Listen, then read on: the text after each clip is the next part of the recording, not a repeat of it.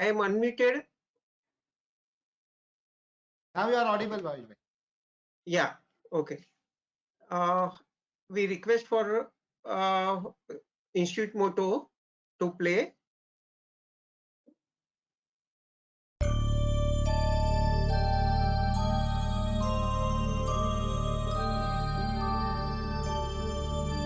य एष सुप्तेषु जाग्रति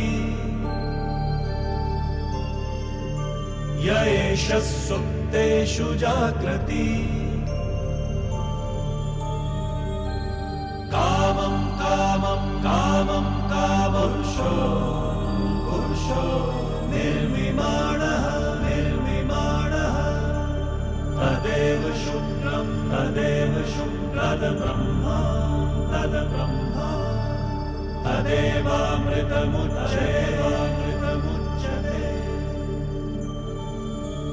तस्मिन् लोकः शतः सर्वे तदूनात्यपि कश्चन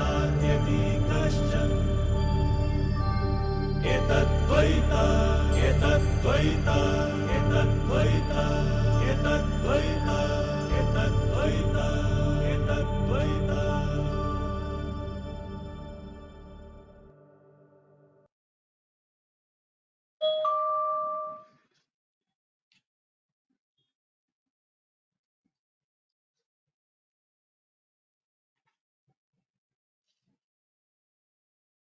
Now over to Manish ji.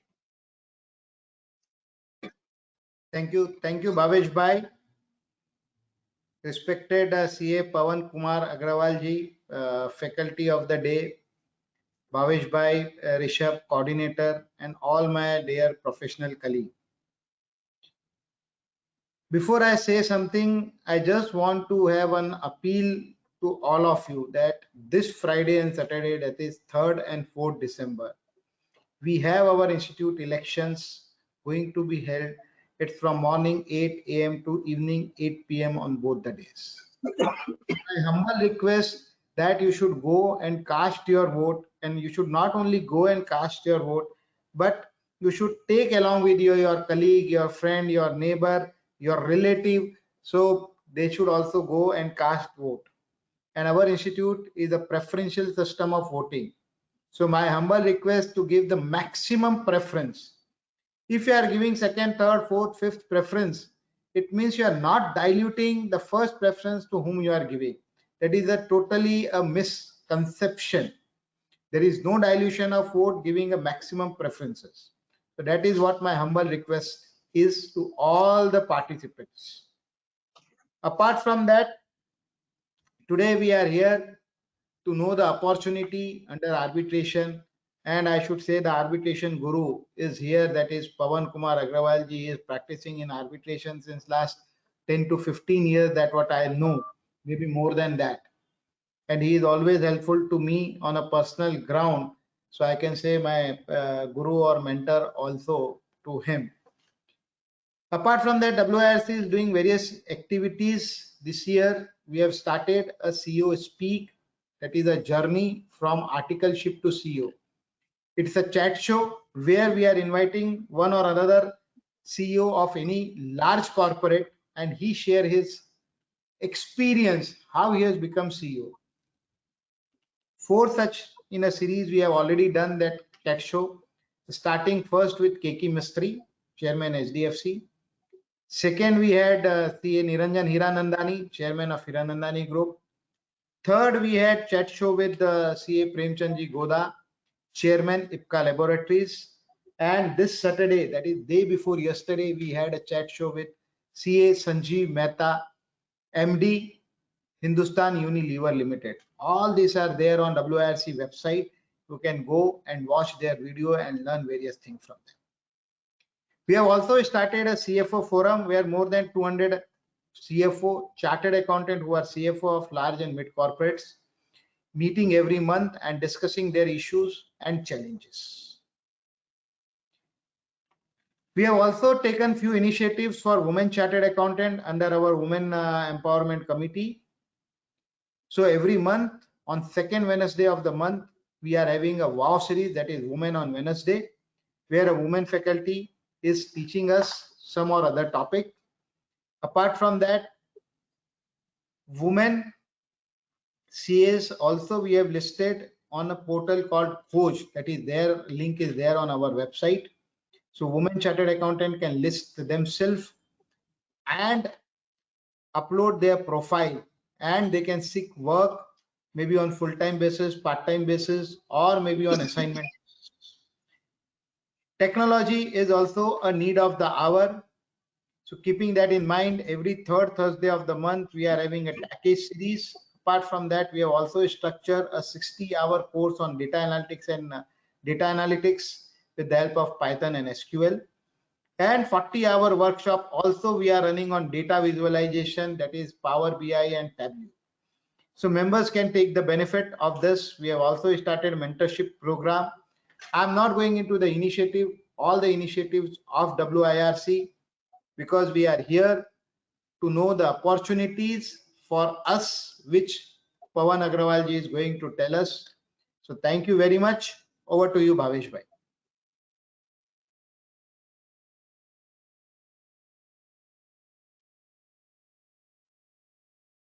Bhavesh bhai, unmute Thank you, yourself. Manish ji. Thank you, Manish ji. Now I request CA Rishabh Chaudhary ji to introduce Pawan Kumar ji. Thank you, Bhaveshji. Good evening, members. It gives me immense pleasure to introduce Pawan Kumar Agrawal. He's BCom Honors FCA DISA LLM, and he has completed a certified course on alternate dispute resolution from Mumbai University. His areas of specialization include corporate law, civil law, commercial laws, mergers and acquisition, and partnership disputes. He regularly gives talks on arbitration and conciliation in various forums and has written many articles on this subject, and the same has been published in the leading newspapers. He has been adjudicated for more than 500 cases as an arbiter and handled number of cases involved several crores of rupees. Presently, he's representing an arbiter in several matters, including huge stakes. He has had the privilege of working as co-arbitrator with many honorable retired justices like Justice B.N. Sri Krishna, S.M. Jhunjhunwala, and various others. Without any further ado, Pawan sir, please take over, and all the best for the presentation. Thank you. Thank you, Rishabh for nice introduction. Chairman of WIRC, Manish Tigadia, coordinators, Bhavesh ji, Rishabh respected seniors, and my dear friends. At the outset, I'm grateful to WIRC for giving me this opportunity to speak before you on a subject which is so close to my heart.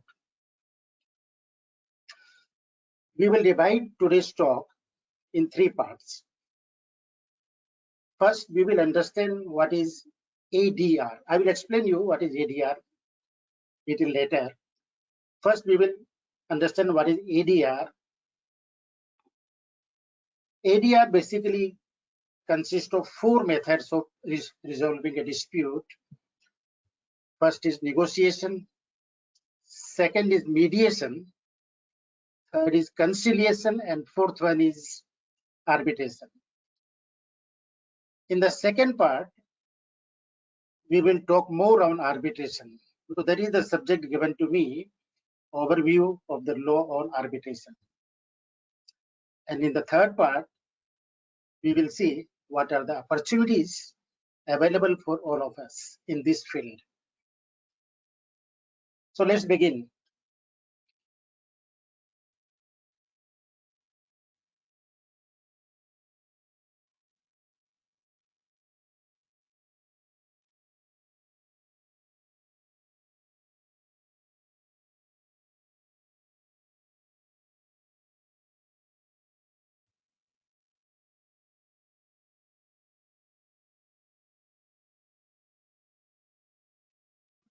Okay, let me share my screen. Can you see my screen? Bhaveshji, can you see the screen? Yeah, Yes, sir. your screen is visible. All right. So I have intentionally inserted this screen as a first screen for my presentation. This is leading by questions. This is a book written by Michael Marquardt. You need not remember the name of the author. Just remember the name of the book, Leading by Books, Leading by Questions. The crux of this book is, if you want to learn a new subject, please ask questions. Unless you ask questions, you can never master a new subject.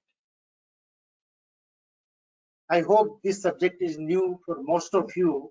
So please ready with your questions. You can type in the chat box, and at the end we will take all the questions. It is only by asking questions you get clarity. Having said that, now what is arbitration? Naturally, arbitration is resolution of a dispute. So the raw material is dispute. If there is no dispute, there will be no arbitration. It is said that two things are sure in life. One is death and other is dispute. You won't find a single person on this planet who did not have a dispute in his life. In fact, Manishji told me, if any participant had no dispute in his life, please mention your name. Manishji would like to felicitate him. You won't find such a person. We all are expert in dispute. Let's think for a moment. Why does a dispute arise after all? In the physical seminar, we have a very good discussion on this point. But in this webinar, there is some limitation. So let me tell you, the reason of dispute is,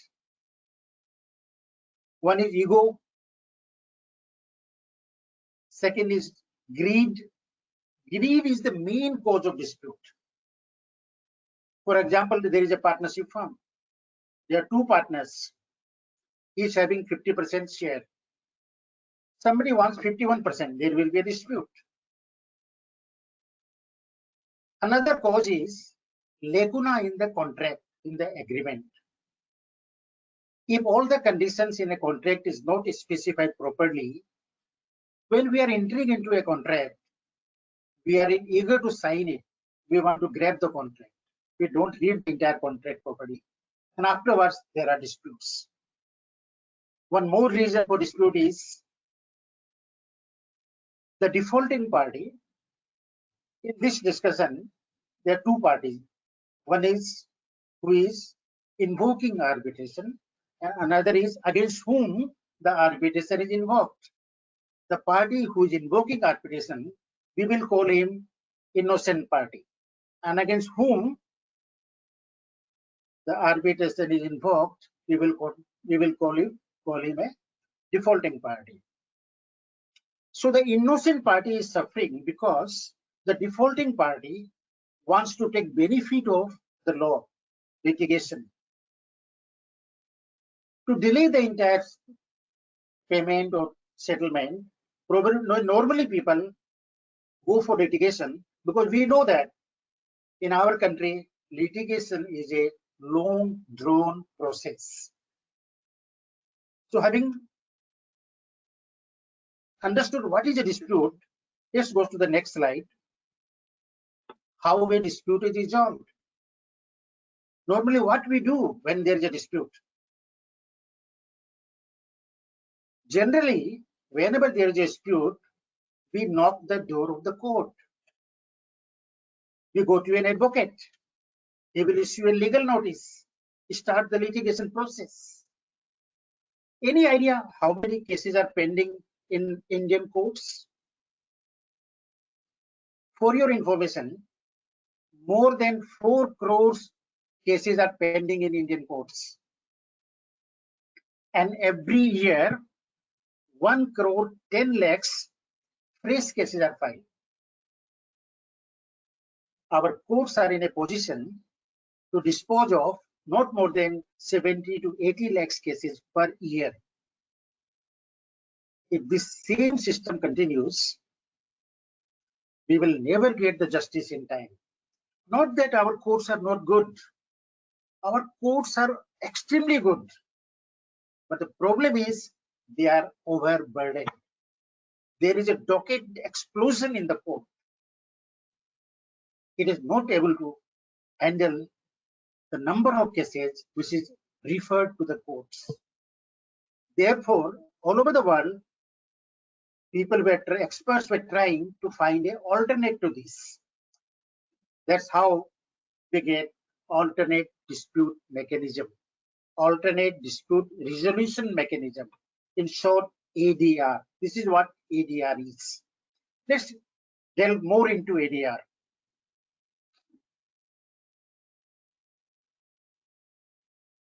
So when you go to the court, it is known as litigation. But when you adopt ADR mechanism, it is known as alternate resolution.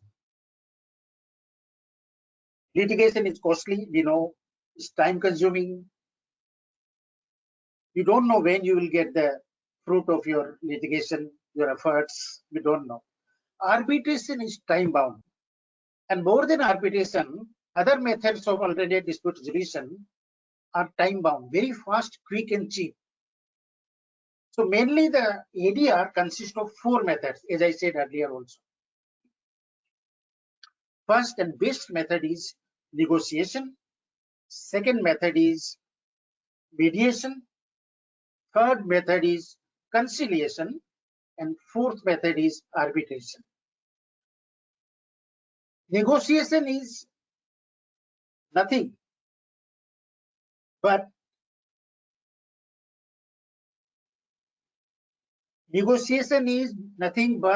a discussion between both the disputant parties. The innocent parties and defaulting parties talk to each other with a spirit of settlement, amicable settlement, and if they find the resolution, it's well and good. Normally, no third party is involved in negotiation. But nowadays, we find that even in negotiation stage, people bring their advocates, solicitors, and other consultants. That is permissible, no harm in that.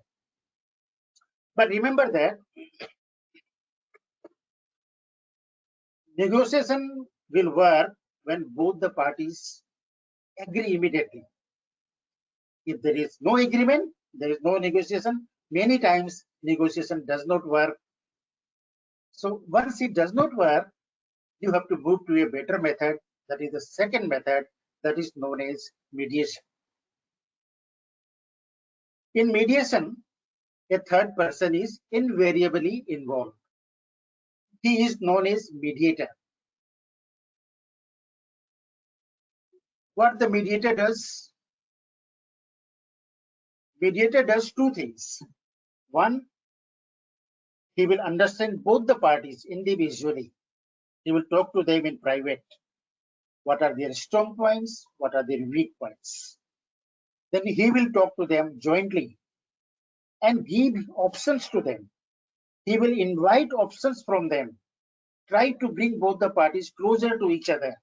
And if there is a possibility of resolution, then he will draft a mediation agreement. That agreement will be signed by both the parties. It will also be signed by the mediator. That is the contract between the parties, and this is how the dispute through mediation is resolved. But there is a catch here. We have mediation, but the problem is that any settlement arrived through mediation is a simple contract. Today I may agree, tomorrow I may back out. There is no guarantee that it will be implemented. That's why the law provides a better solution than mediation, Unfortunately, in our country, mediation has been made more popular than the other method, which is equally powerful. Mediation is not recognized by law also. It is a simple private contract. So if the mediation is not suitable for resolution of dispute, we must immediately move to the third method, which is known as conciliation. We have a Arbitration and Conciliation Act of 1996. Conciliation is recognized by the law. Conciliation, and there is a thin line of difference between mediation and conciliation. And mediation is informal, conciliation is also informal, but there are certain rules of conciliation. The law provides certain rules of mediation. What are those rules? Formally, a conciliation is appointed by both the parties. Once the conciliator is appointed, he does the same thing as is done by the mediator. Only difference is that he has to meticulously maintain the records of each meeting. He should prepare the minutes. He should take the party's signature every time there is a meeting. He should give proof that such and such meeting was held. Then, if there is a settlement, then a conciliation agreement is prepared. The conciliator plays an important role in drafting this agreement. If both the parties agree, they will sign the conciliation agreement. Conciliator will also countersign. Then this becomes final and binding on both the parties. Just distinguish between an agreement through mediation and conciliation. In mediation, it was not binding on the parties. In conciliation, it is binding. And it is binding to the extent that such agreement has been given a status of decree of a court. Very few people know it, unfortunately. Imagine, in your office, both the parties come, they settle the dispute through conciliation. You prepare one-page settlement agreement, conciliation agreement, signed by all the three people. And that simple paper becomes a decree of the court. In other words, this simple paper becomes equivalent to the judgment of the High Court. It's so powerful. It's so powerful. We must try this before we go to the arbitration or before we go to the court. But in conciliation also, both the parties should agree. Both the parties should come to a conclusion. If they don't agree, conciliation will not work. In that case, we move to the next method of ADR, that is arbitration. We will talk a little more on this arbitration. So let me go to the next slide, which is arbitration and its history. I have no intention of boring you by giving the history of arbitration, because history is always boring, don't lie. But there is a purpose. There is a purpose why I am telling you a small history of the arbitration in our country. You will realize how the laws are evolved, how the laws become outdated. They become an antique piece. You will see that in our, by knowing the history of arbitration in India. We had an arbitration act in 1899. I will not go to that act, 1899, but let's start from the act of 1940. We had arbitration act of 1940. At that time, we were under the British rule. At that point of time, there was an act, arbitration act in England, English Arbitration Act of 1934. I'm talking about now English Arbitration Act. This English Arbitration Act of 1934 was adopted by India as it is, without changing even a comma. Now let's just see carefully what happened to this Act of 1934, English Act of 1934? Act of 1934 was replaced by a completely new act in England in 1950. 1950 Act was again replaced by an Act of 1975. 1975 Act was again replaced by the Act of 1986. And this 1986 was replaced by 1996, which we also replaced. All over the world, people adopted the United Nations model law. So that was the case in 1996. Now just see how many times they changed their law, 1934 to 1996. Now see what happened to our Act of 1940. From 1940 to 1996, there was not even a single amendment in the Arbitration Act. We carried the same outdated, antique piece of arbitration for about 56 years. Law has to change, keeping in mind the contemporary requirement of the economy. This does not happen in India. That's why arbitration got a bad name in our country.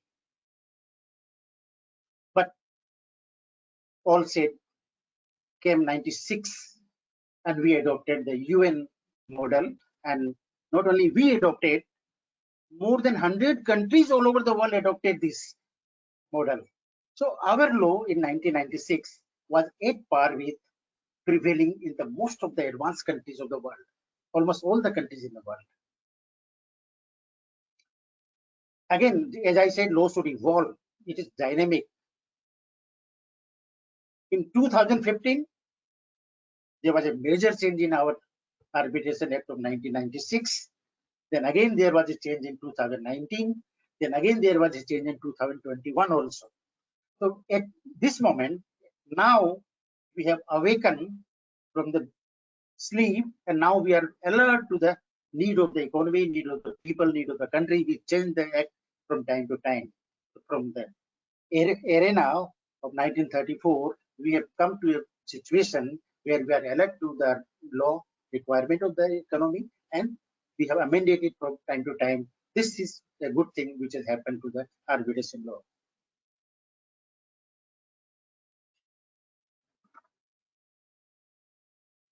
Now, having seen the history of the arbitration, now let's see how arbitration actually takes place. I will be more practical rather than technical, so that you get a glimpse of how arbitration actually takes place. You know the fundamentals. Arbitration is a creature of an agreement.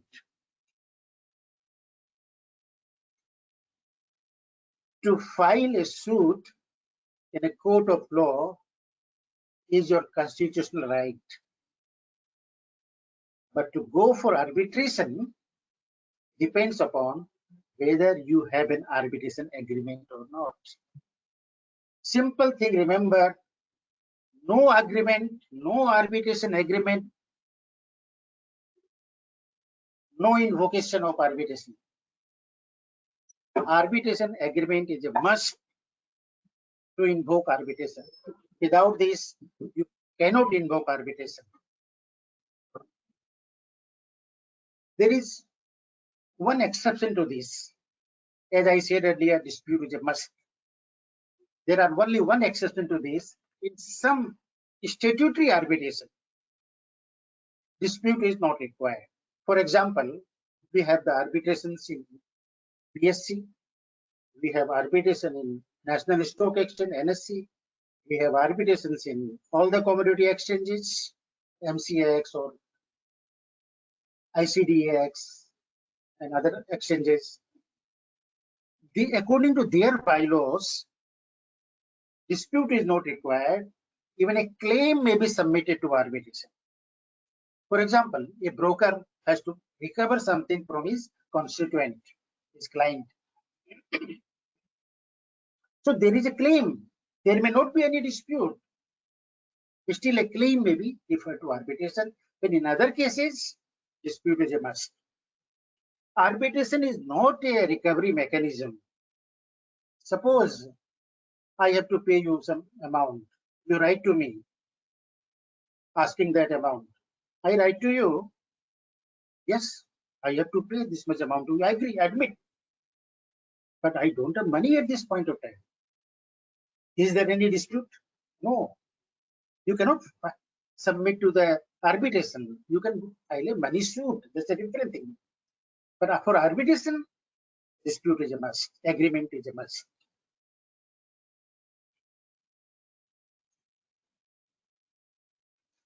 I did not say that. Now, agreement may be a part of the big contract, large contract. It may be a separate arbitration agreement.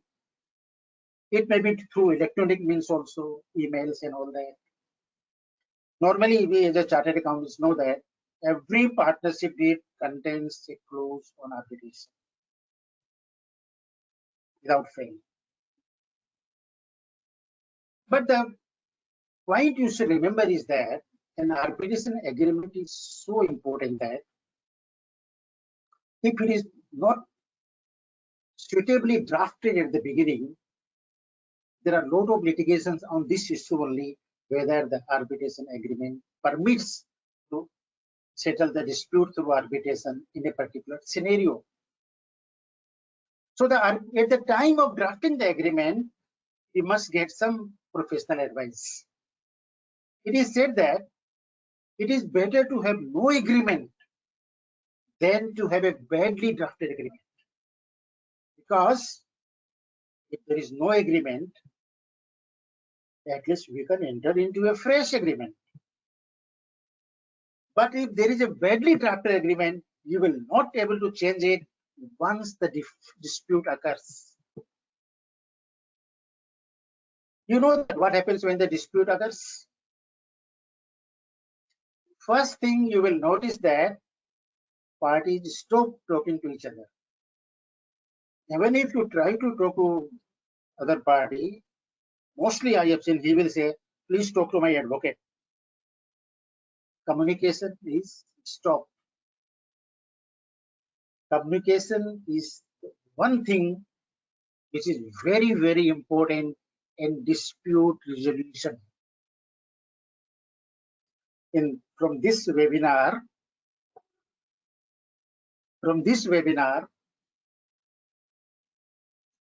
if you don't get anything,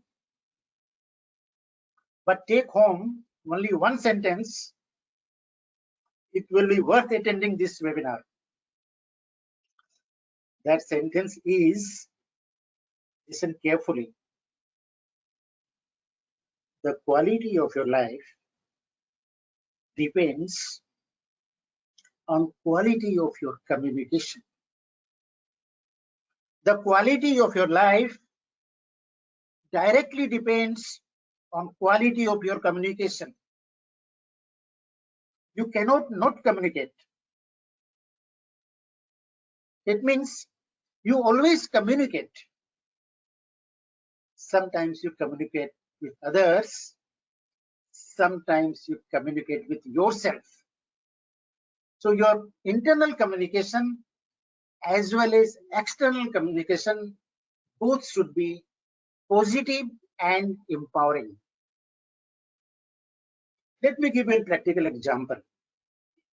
In one case, I was hearing both the parties. Both were accompanied by their advocates. So the advocates will raise so many technical issues about jurisdiction.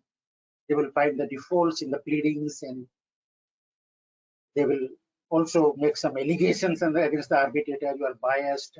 All these things happens. And it was too much. So I said, let me talk to these two advocates in private. So I asked both the parties, please wait outside, that I want to talk to these advocates. I was talking to advocates, explaining them arbitration is informal. You cannot insist on this. Law does not provide that. After 5 to 7 minutes, believe me, both the parties entered into the cabin. They said, sir, please stop this arbitration. I asked them, what happened? No, we have settled our dispute outside. What happened? They got an opportunity to talk to each other. So far, they were not talking to each other. The moment they got an opportunity to talk to each other, dispute was resolved. It's so simple.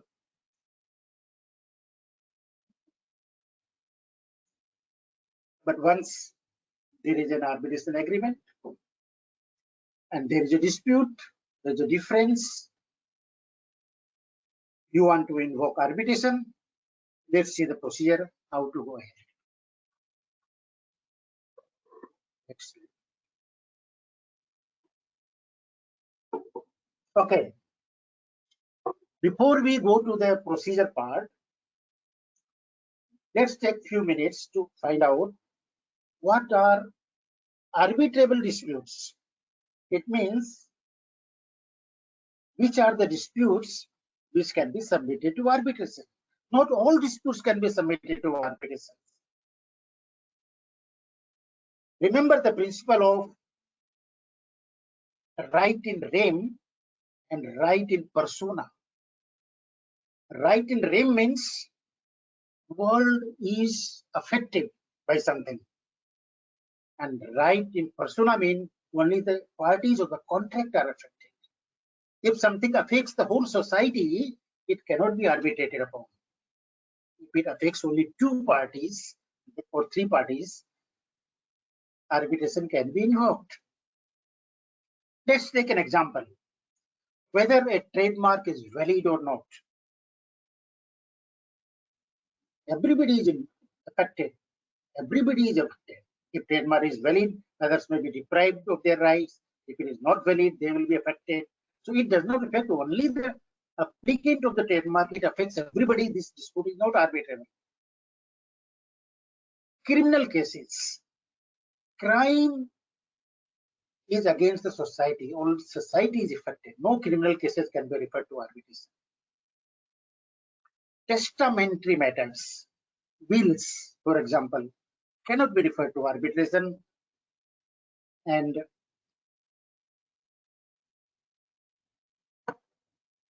one more criteria you may remember is that whenever the law has established, constituted a special court to try a dispute, that dispute cannot be referred to arbitration.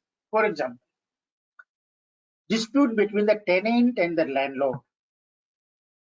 Law provides that it can be tried only by a small causes court. So it is not arbitrable. Winding up the company, power has been given only to the courts or NCLTs, not arbitrable. Matters of charitable trust cannot be arbitrated. Matters of matrimonial matters cannot be arbitrated. Insolvency matter cannot be arbitrated. But what can be arbitrated is all types of commercial disputes involving property, business transactions, lease transactions, shareholders agreement, any agreement which involves civil matters can be arbitrated. Having seen that, what are the arbitrable disputes and what are non-arbitrable disputes, let's now see in detail how arbitration is invoked. There is a slight difference between how we invoke arbitration and how we file a suit in the court of law. This is important from the point of view of limitation. We know if limitation expires, then we will not be allowed to file a suit. Same applies to arbitration also. So your invocation of the arbitration or filing a suit must be within the period of limitation. Now, when you file a suit in the court, there is a lengthy procedure. Suppose today by 9 p.m., today by midnight, your limitation period expires. Tomorrow, it will be time barred. If you have to go to the court, it is impossible to file a suit in one day. So many paperwork are there, pleadings you have to prepare, that has to be registered, stamp duty has to, court fees has to be paid, it will be almost impossible. Now see, there is a arbitration agreement. When arbitration agreement can be invoked, what you have to do, you have to simply send a mail to the other side that there is a arbitration agreement, as per clause so and so of this agreement, we are supposed to refer all dispute to arbitration. You have violated our agreement, give the details of the dispute. So I am invoking arbitration, and as per the arbitration agreement, I am appointing so and so a arbitrator. From my side, you are requested to appoint your arbitrator within the time prescribed by the law. You mail this, you have invoked the arbitration, and you are saved from the hazards of limitation. So the commencement date for a arbitration is when you invoke the arbitration and that communication reaches to the other side. In the email, you will reach immediately. So there is big difference when the limitation stops in arbitration and in suit. Now let's come to a larger issue. Appointment of arbitrators. First thing, there may be one arbitrator, there may be two arbitrators, there may be three arbitrators, five arbitrators. It should be an even number. It should be an odd number. It cannot be an even number. It means there cannot be two arbitrators. Either there should be one or there should be three arbitrators. In the rare cases, we find there are five arbitrators, or even I have seen 7 arbitrators, 9 arbitrators also I have seen, but they are very rare. Mostly you will find 1 and 3, either sole arbitrator or a panel of 3 arbitrators. Now the question is how they are appointed. It will depend on the agreement of the parties. If the agreement provides that there will be sole arbitrator, let's first see this situation. Now agreement says there will be sole arbitrator, there will be one arbitrator. So naturally, the arbitrator will be appointed by the consent of both the parties. It may so happen that both the parties does not agree on a name of a sole arbitrator. In that case, power has been given to the court to appoint the arbitrator on behalf of the parties. There is a major amendment in this through the Act of 2019. We'll see that later. We have a separate slide for all the amendments of 19 and 21. We will discuss that in detail afterwards. But right now, please understand that if the parties who are supposed to appoint sole arbitrator fails to do so, the arbitrator will be appointed by an authority. Till now, it was court. Still, it is court, but soon this provision is going to change. Likewise, second scenario, there is a provision in the agreement of 3 arbitrators. Now, 3 arbitrators will be appointed by in the following manner. Both the parties will appoint one arbitrator from their side, and 2 arbitrators so appointed will appoint third arbitrator, who is also known as presiding arbitrator. Now, if both the arbitrators do not agree on the name of the third arbitrator, that is presiding arbitrator, then the same system will follow as we have seen when both the parties do not agree in the name of a sole arbitrator. Again, the court will appoint the presiding. Now,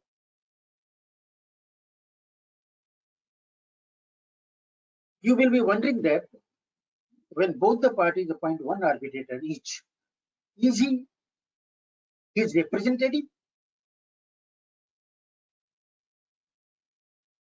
Understand one thing very clearly, that this is the procedure of appointment of arbitrators. Once I am appointed an arbitrator by any party, I am an arbitrator of both the parties. Remove from your mind that somebody has appointed you. You have to maintain independence and impartiality throughout the arbitration process. For that, let's discuss bit in detail.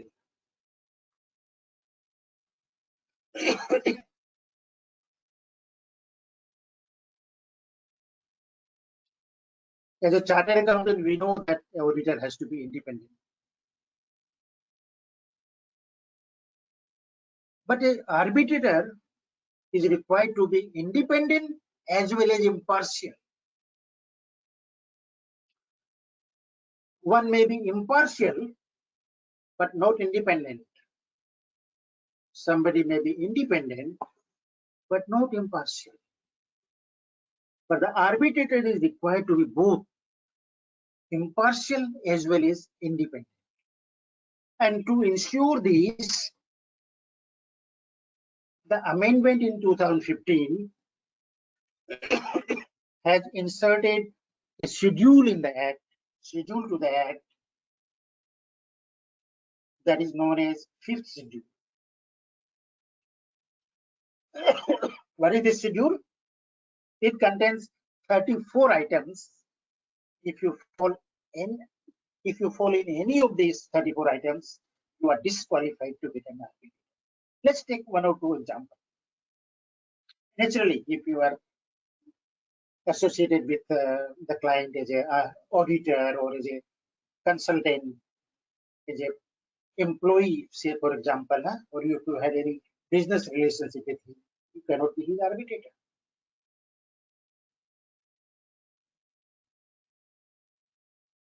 One more important amendment in 2015 is that earlier we had seen that many NBFCs, banks, and they used to appoint same person arbitrator in number of cases, hundreds of cases. Now the law provides that you cannot act as an arbitrator of same party in more than 2 cases in 3 years. 3 years, only 2 cases of one party to ensure independence and impartiality. And how it is ensured? There is a 6th schedule. Moment you are approached by a party to be appointed as an arbitrator, you are required to give a disclosure. That disclosure is in the format given in the 6th schedule.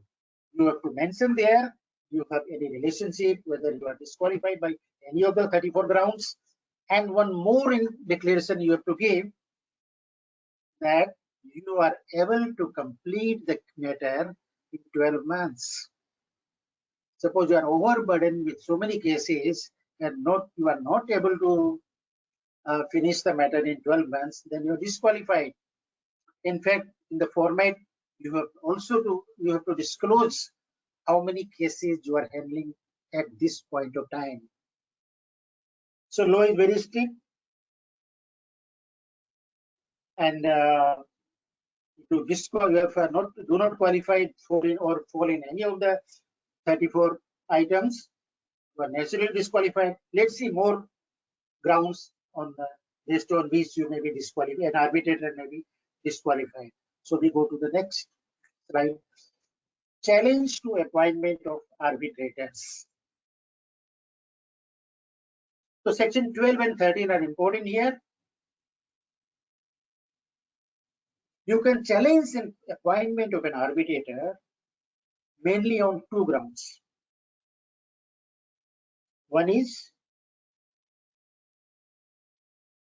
we have already seen that, independence and impartiality. Second ground is, if the agreement provides for certain qualification of an arbitrator and the arbitrator so appointed does not have that qualification, that also his appointment can be challenged. For example, if the agreement says a chartered accountant will be my arbitrator. And the person appointed is not a chartered accountant. So you can challenge and he can be removed.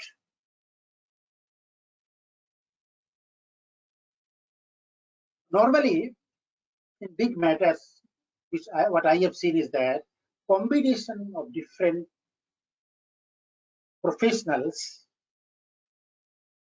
is very effective. For example, in a big matter, one person may be, say, from the legal field, it may be a retired judge or an advocate. Another arbitrator may be from the technical field, say architect or engineer, if the matter is so complicated. Third, maybe a chartered accountant. This combination works very well. But all said and done, the law does not require any qualification of the arbitrator. It is only your agreement which may provide the qualification. As far as law is concerned, there is no requirement of any qualification. Anybody can be an arbitrator provided both the parties agree. So the agreement of the parties is supreme. Now, once we appointed the arbitrators, now let's see their duties, responsibilities, and powers.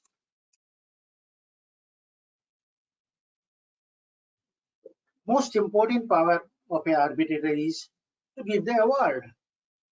After listening both the parties, appreciating all the evidences, going through the pleadings, hearing in length, arbitrator will give his award. But one of the power is also to give a interim award. Normally, say arbitration will take 12 months or slightly more than that, and you require some immediate relief. This power has been given to the arbitrator under section 17. Suppose there are perishable goods. If they are not disposed of immediately, their value may deteriorate. So the arbitrator can give a direction. These products may be sold immediately. Some money is to be remitted to somebody. If it is not stopped once money goes from the hand, very difficult to remove. So we have to stop him. Arbitrator gives such a direction. If some partner is using the bank account for his own benefit, arbitrator may pass a direction, and the banks will have to ensure that checks are signed by both the partners, for example. So the interim power is very, very important. Earlier, before 2015, the arbitrators used to give interim injunctions, interim orders, but there was no power to implement the same. Now the interim order of the arbitrator has also been given a status of the decree of the court. Moment arbitrator passes the interim order, it is as effective as the final order. Section 19 is very, very important. This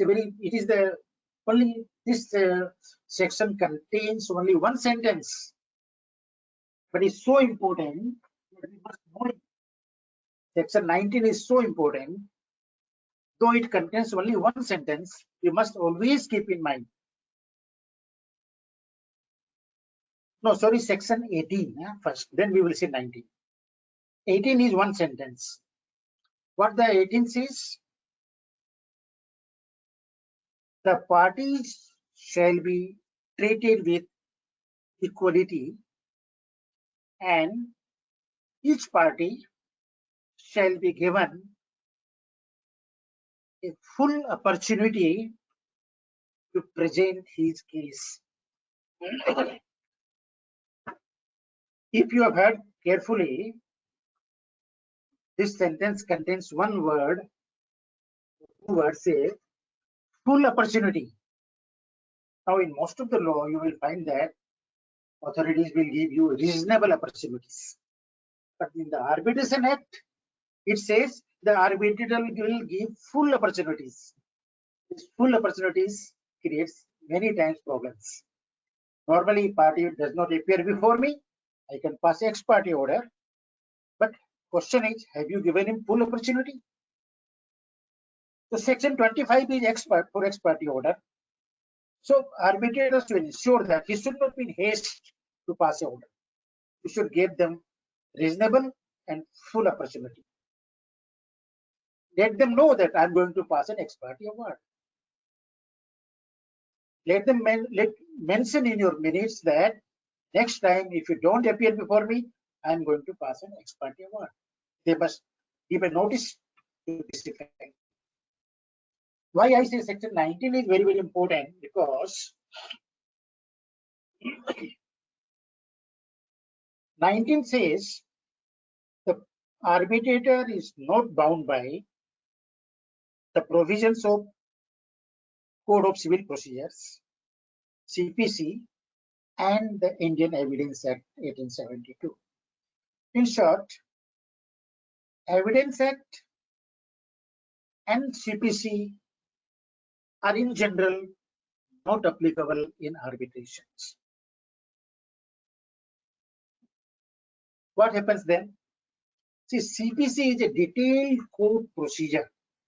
So you did not be that much technical. You did not follow all the formats of pleadings, applications, various forms, and evidence is a particular way which you have to prove the documents. We know there are documentary evidences, there are oral evidences, and these two acts are not applicable, just to ensure that even a non-lawyer, the person who is not in legal field, he can also become an arbitrator. Otherwise, the chartered accountants or other faculties, other members who are not from the legal field can never become arbitrator. Secondly, these two acts are not applicable to expedite the procedures. To expedite the procedures. So, one precaution we must take is, agreed, CPC is not applicable, Evidence Act is not applicable. But it does not mean that we should not know these two laws. A good arbitrator will be well versed with both the laws. He may use it, he may not use it. Sometimes he will use only the spirit of these laws. Depends upon him. But you must know both those laws, though the Act says you are not bound by them. So 25, as I said, it is ex parte judgment. Your party does not agree, does not attend. It's a natural power with any authority to pass an ex parte order, but be careful. Don't be in haste, give proper opportunity so that there is no dispute or litigation afterwards. Having understood this much, now let's see how the arbitration actually takes place. In other words, conduct of the arbitral proceedings, how arbitration is conducted, conduct of arbitration proceedings. So we have seen you will give a notice, you will invoke the arbitration. Arbitrator is appointed. Now what the arbitrator will do? The moment I am appointed as an arbitrator, I will issue a notice to both the parties, calling a preliminary meeting, or we also call it first meeting, for directions. But there is a procedure will be decided, directions will be given. In the first meeting, the arbitrator will be giving direction to both the parties about the venue of the arbitration, about the timelines to complete various duties. For example, he will give a timeline to file statement of claim, or statement of defense, or rejoinder, sub-rejoinder, or affidavit of evidence for cross-examination, etc. As I said, there is an innocent party, there is a defaulting parties. Innocent party is known as claimant, and the defaulting party is known as the respondent. So arbitrator will direct the claimant to file his statement of case, statement of claim. So it is also known as SOC, statement of claim. We must know these shortcuts so that anybody talks about SOC, we immediately know this is statement of claim. Statement of claim will contain the details of the dispute in detail, what are the relief which is sought by the party, and what are the documents in support of his claim. He did not give the case laws in evidences in detail at this stage, but fairly the other side should be put to notice that this is the case of the claimant, which he has to defend. So arbitrator will say within 1 month, please file your statement of claim. After you have filed your statement of claim, the respondent will file his reply, also known as statement of defense, within further 1 month. So we have a statement of claim, we have statement of defense. The statement of defense is also known as written submission, WS. So claim is filed, WS is filed, then pursuant to the WS or reply of the respondent, claimant may want to add something. If he is allowed to do so, it is known as rejoinder. In response to a rejoinder, if the party is allowed by the tribunal, the respondent may file a reply which is known as sur rejoinder. It is not that always the tribunal will allow to file rejoinder or sur rejoinder, because there is no end then. Somewhere we have to stop.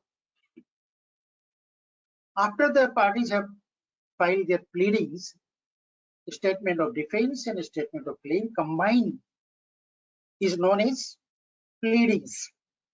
Once the pleading is complete, then the arbitral tribunal will frame the issues. What are the broad issues which requires to be resolved? Why issues are important? So that our focus is on the main issues. It saves us from discussing many other things which are not important. It saves time. So issues are framed. After issues are framed, parties will decide whether they want to plead any oral evidence. Oral evidence means producing witnesses. If any party wants to produce the witnesses, oral evidence, then he will file an affidavit of that witness. Once the affidavit is filed, that witness will be made available to the other side for cross-examination. Similarly, the respondent will also file their affidavit, produce their witness for the cross-examination by the claimant. Once this process is complete, then matter will be posted for arguments. Both the party will be heard. After the arguments are complete, case will be closed and the arbitrator will pass his arbitral award. That is known as the arbitral award. What is the importance of arbitral award? This is the final conclusive decision on that dispute, subject to the provision of challenge. That's a different thing, but here the principle of res judicata will apply. If once your matter has been decided by the tribunal, you cannot invoke any other proceeding on the same issue. Remember the concept of res judicata. Very important. Section 29A, newly inserted in 2015. There is a before 2015, there was no timeline, there was no time period to give award. And let me tell you, I have one matter which started in somewhere in 2013 that is still going on. Still, it is not complete. 7, 8 years. Because there was no time limit. But now the law says that arbitrator has to complete the matter in 12 months. In 12 months. What happens when he is not able to complete the matter in 12 months? By the consent of both the parties, this timeline may be increased by 6 months. He has further 6 months if both the parties agree. Even then, if he is not able to complete the matter, then the parties or the arbitrator has to approach the court and seek further extension.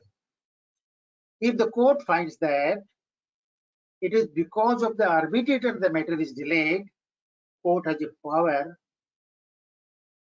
one, to reduce your fees. Act itself says that per month's delay, your fees will be reduced by 5%. If there is 20 months delay, then you won't get anything. Court may also remove the arbitrator and appoint somebody else as an arbitrator. That also power is with the court. That is inherent power of the court. So there is some amendment in this also in 2019. We will see a bit later what are those amendments, because I have a separate slide for the amendments. Cost and interest. Interest is of two types, we know that. One is the contractual interest, one is the normal interest. If the contract provides, say, 24% interest, then you are entitled for 24% interest. Arbitrator will grant you 24% interest. If the contract does not provide, then arbitrator's discretion, at his discretion, he may award the interest. But after the award is passed, after you invoke the arbitration, until the award is passed, there is a discretion with the arbitrator. He may not follow your contractual interest. He may vary after the award is passed till the realization of the payment. Again, the arbitrator has a discretion, but now it cannot be less than the bank rate. As far as cost is concerned, the losing party has to bear the cost. This cost is a subject which is quite ignored in our country. Go through the judgments of the courts, see what is the last sentence. Most of the cases you will find that on the facts and circumstances of the case, there will be no order as to costs. There is no system. We are not in a habit of awarding costs in our country. Even in arbitration, in 95% of the cases I have seen, cost is not awarded. Now the act says you must award the cost. Let the person who has invoked the arbitration and not successful know that there is a cost to arbitration, there is a cost to litigation. So cost must be awarded. Normally at the end of the case, the arbitrator will ask both the parties, please submit your memo of cost. So both the party will submit their memo of cost, and the arbitrator will award the cost based on who is a losing party, who is a winning party. So cost and interest, it is routine matter. Now, after cost, can we challenge the award? Can we file an appeal? Let me tell you one thing. Against the award of the arbitrator, there is no appeal. There is no appeal. We have seen Why agreement is so important? Arbitration agreement, because by submitting to arbitration, I am sacrificing something. What I am sacrificing? I am sacrificing my right to appeal. On this right cannot be taken away from me without my consent. By signing the arbitration agreement, I agree. I sacrifice. Okay, I will not file an appeal. That's why the arbitration agreement is so important, because we know that when we file a suit, you can immediately file an appeal. You can go to the division bench. There will be appeal against appeal. Then there is Supreme Court. But against the arbitral award, there is no appeal. Does it mean that there is no remedy if a wrong award is passed?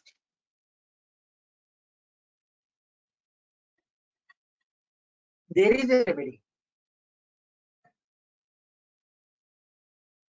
We call this remedy challenge to the arbitral award. Section 34 provides for how to challenge the arbitral awards, in what circumstances you can challenge the award. Now, note carefully that there are very limited grounds on which you can challenge an arbitral award. Very limited. One is incapacity. If somebody was lunatic, minor, all these things we know incapacities rarely happens. If the arbitration agreement is not valid, arbitration agreement is not valid, or as we see, some arbitrator has to give proper notice to the other side. No notice was given and award was passed. If there is no proper notice, that award cannot be sustained. That can be challenged. If there is a non-arbitrable disputes and it has been arbitrated upon and award is passed, such awards will not be sustained. You can challenge. If it is against the terms of reference, terms of reference means your agreement. If your agreement says this dispute can be referred to arbitration, and actually dispute referred is not there, it is non-arbitrable. So it cannot be, such awards can be challenged. But most importantly, two more grounds, if it is against the public policy of India. What is the public policy of India? Now suppose I give an award, remit $1 lakh to this party, NRI. And our FEMA, Foreign Exchange Management Act, does not permit that. It is against the public policy of India. Such award cannot be allowed. What is the public? What is another example of public policy? If it is by way of fraud or corruption, such awards cannot be allowed to be executed. If it is against the fundamental policy of India, it is conflict with basic notions of morality and justice. One example here I can give you, in the Supreme Court in the Renu Sagar Power Company's case have held that question was whether interest on interest, that is compounding interest, is against the public policy of India. The Supreme Court held that it is not against public policy of India if the contract provides so. If the contract does not provide, then it is against the public policy of India, otherwise no. Similarly, if it is against the morality or justice, somebody wants to cause, say, in property matters, the property belongs to somebody else, party wants to grab it somehow, such moral suit will not be allowed. Okay, it was about challenge. Now, what about appeals? Yes, there are provisions of appeals also. Suppose you challenge the award. You are not successful. against that order there is an appeal under section 37. Or if you are successful, then other side may go for appeal. So that type of appeals are allowed. Secondly, in jurisdictional matters, if you submit to the arbitrator that you have no jurisdiction. See, in the application where you claim that the tribunal has no jurisdiction, then that application is also decided by the arbitrator himself. If arbitrator says, no, I have jurisdiction. If arbitrator says he has jurisdiction, then you have to wait till the award is passed, and after the award is passed, you can file an appeal. Because why this is so? Because otherwise matters will be delayed. Everybody will say, sir, you don't have jurisdiction, and matter will not proceed. So there is a provision in the law that only after the final award is passed, you can challenge such jurisdictional matters. Only these two grounds there you can be filed. Now, enforcement. We will not talk much about enforcement. It is not our area, but suffice is to remember that an arbitral award can be enforced as if it is a decree of a court. Under the 1940 Act, award was required to be converted into decree. You have to go to file an application in the court of law.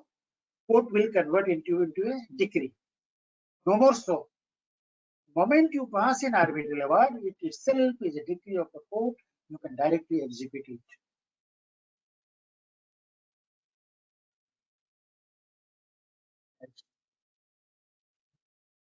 Now let's see some of the amendments by way of Act of 2019. Very important amendments. And very important for chartered accountants, the first amendment. Listen carefully. Very, very important. So far, the arbitrators were appointed by the courts, High Court definitely. By way of this amendment, this power to appoint arbitrator has now been given to the arbitral institutions. Now, courts will not appoint arbitrator.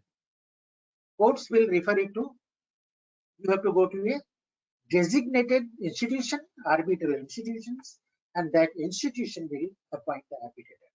So getting appointed as an arbitrator by professionals like us much more now than it was earlier.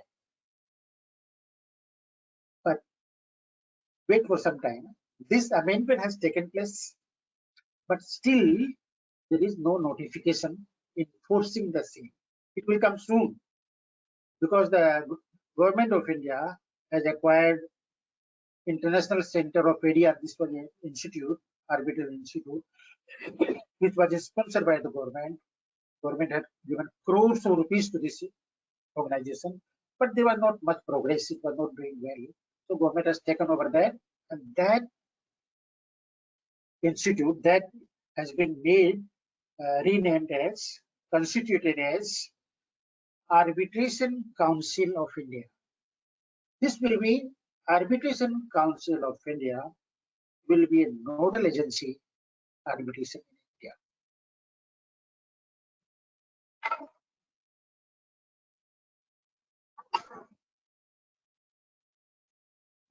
So we said arbitrators will be appointed by institutions.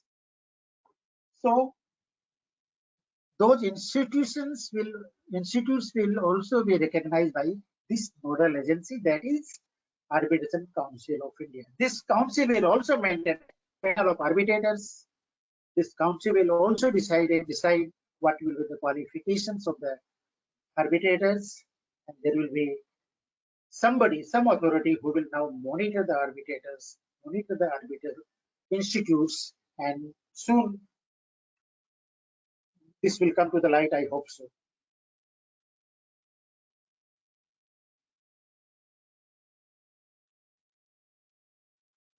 Now, one more amendment is there regarding the remuneration of the arbitrators. There are three ways the remuneration is decided. One is by the parties, both the parties. Second is by the courts. Third is by way of the Act itself. Now the Act itself contains a schedule, that is fourth schedule, which specifies the fees of the arbitrators number depending upon the amount of claim. So normally most of the institutions also now follow this schedule, fourth schedule to the Arbitration Act. Another amendment of 2019, while appointing an arbitrator, the institution will only see one thing, whether there is an arbitration agreement or not. If there is an arbitration agreement, they will appoint arbitrator. In courts, they used to see so many things. There is time barred, jurisdiction, etc. But this institution will see only the agreement. If agreement is there, they will appoint the arbitrator. Let the arbitrator decide everything else. One major amendment,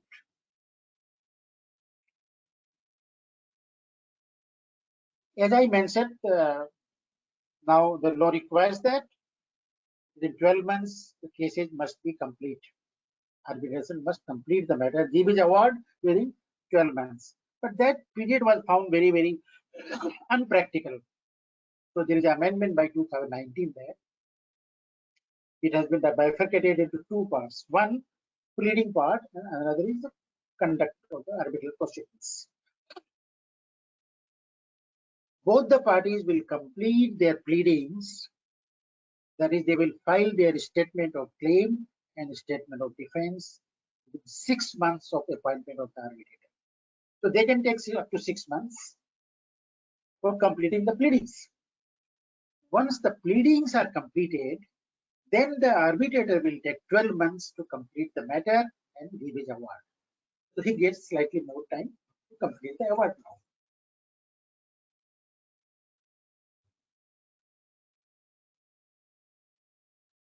There is no major amendment in 2019. So let's move to amendment in 2021. Not much amendments in 2021. Let's see what are those amendments. Not very important, but after the award is passed, earlier the provision was when you challenge the award under 34, section 34, court may ask the losing party to deposit the amount of the claim to the court. But now the amendment is that if the court feels that it was induced by fraud and corruption, then unconditional stay may be granted. Another amendment is the 8th schedule is now omitted. Government will come out with the rules separately, and the rules will also provide for specify the regulations, qualifications, experience, and norms for accreditation and for arbitrators, and all these things. This 21 amendment is much relevant for us. So this is all about overview of the arbitration. As I mentioned at the end, I will also talk on opportunities for all of us in this field.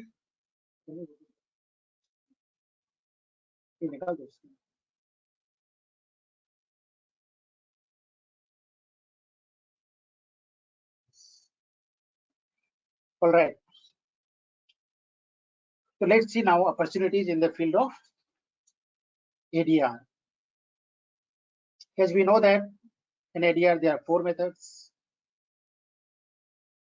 In negotiation, we can be negotiator. In mediation, we can be mediator. Conciliation, we can be conciliator. In arbitration, we can be arbitrator.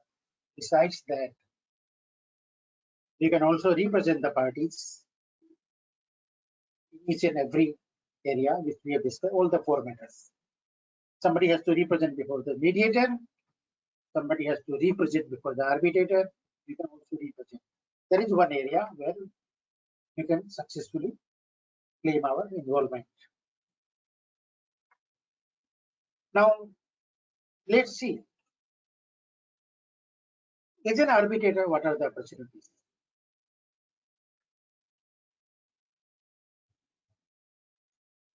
So, arbitrators are appointed in 2-3 manners. One is by the parties themselves. Another is by courts, now by the institutions. Thirdly, they are also appointed by certain associations. For example, Chamber of Commerce. See the bylaws of any Chamber of Commerce, you will find the provision of arbitration invariably.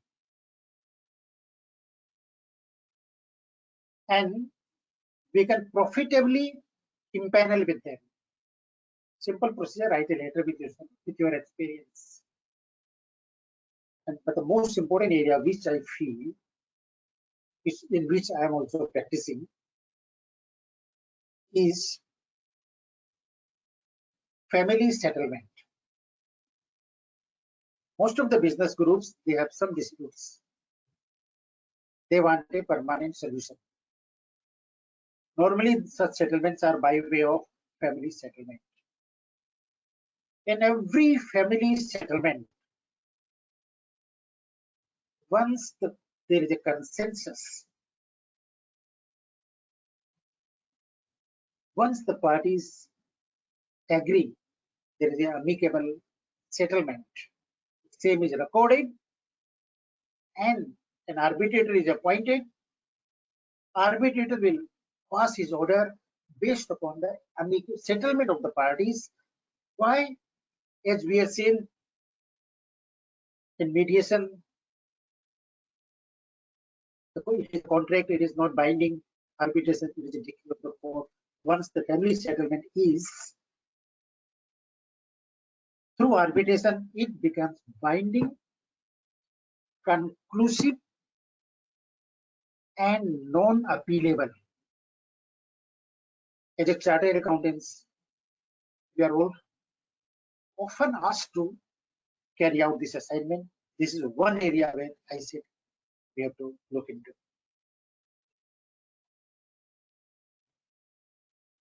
As a counsel, now there are hundreds of thousands of cases in Mumbai at least, where parties are represented by professionals like us, because we have to take one area where we specialize. Suppose I specialize in securities law. People will come to me to represent them in various exchanges. If we know the properties laws, the property disputes will come to us. There are many advanced areas of specialization. Maritime arbitration are there. For example, there are commodity arbitrations. Select one area, specialize, and there will be enough opportunities. It is my sincere belief that if you are expert of something sincerely, somehow the universe comes to know that you are an expert. Believe me that it works. Another area, in almost every arbitration, it happens.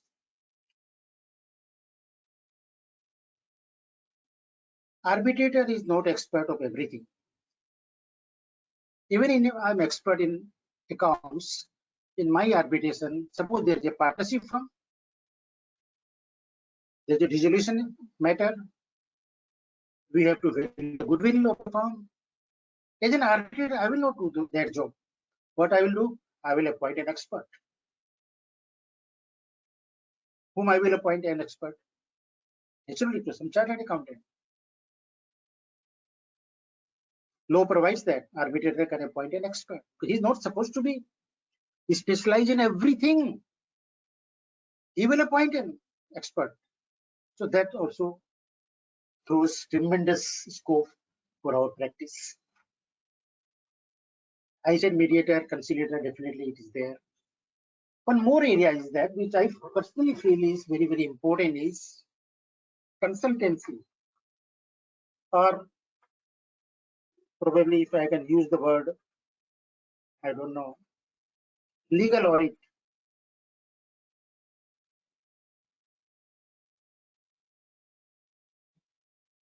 Any client, see their books of account, you will find so many items of dispute. Some party is not paying since last 24 months. Immediately you should ask question, why is not paying? Is there a dispute? Show me the agreement. Whether the agreement contains an arbitration clause, invoke arbitration, take up that assignment. Of course, if he is client, you cannot become his arbitrator. You can always represent. If you are alert, opportunities are there.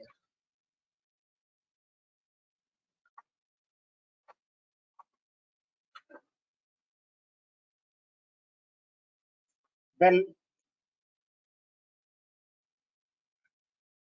this is all which I came to my mind about the opportunities. One thing also we should remember that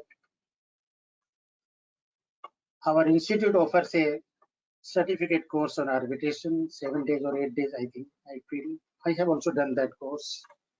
Whenever that course is in your city or town, please do that course, because at one place you get everything, full knowledge at one place.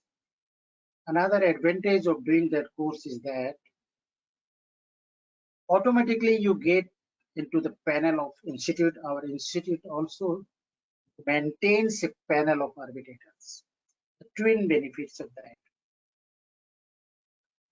So this is all from my side. If there are any questions, Bhavishji, I'm here. Thank you very much.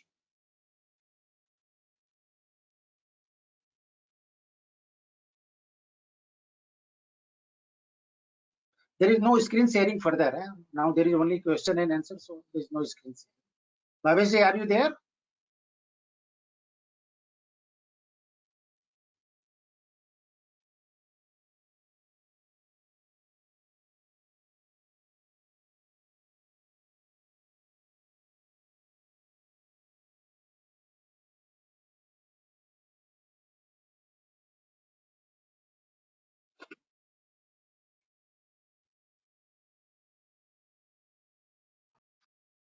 Rahul, kindly share the screen na question answer. हाँ इस question answer share करो.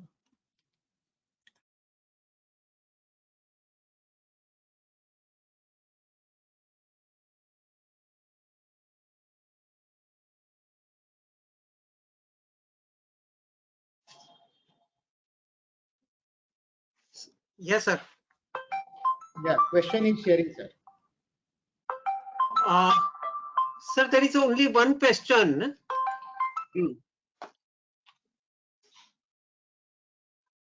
which we have received, it is, please could you explain what is a different type of service can a practicing CA perform relating to arbitration matter without holding a degree of law? Okay, as I understand, suppose you don't have a law degree, you are not a LLB. So, for example, question is, can you perform all the work in all the areas I have mentioned?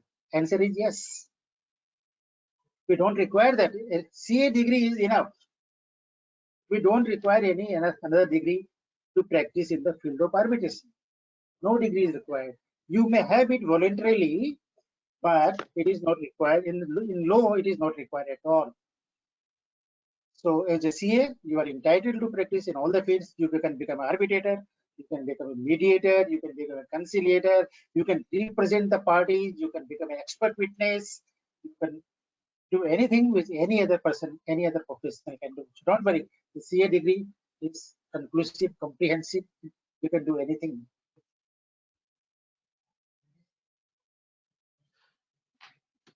Sir, I think there is no other questions which has been asked for in a chat box. So, Manish ji, No, so I request Bhavesh Bhai to propose a well-deserved vote of thanks. So over to you, Bhavesh Bhai. sure, sir. It is an immense pleasure to me that the WIRC has given me a opportunity to present a pleasant task of vote of thanks today to the learned speaker Sri Pawan Agrawal ji. Thanks today, no doubt that he has an in-depth knowledge and high command on the law of arbitration. His presentation was commendable on the law of arbitration. He has excellently covered in-depth areas of arbitration. I request you all to carry out with loud applause. At last, I request you all members along with their friends to cast their valuable vote and give as many preference as possible. Thank you. Thank you. Thank you so much. Thank you, sir.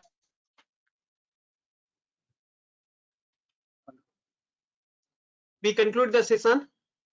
Okay, thank you. Thank you, Manish ji. Good Thank night. you. Thank you, Good night. sir. Thank you very much. Thank you, Thank you, Manish Manish ji. ji. Thank you, sir. Thank you, Pawan ji.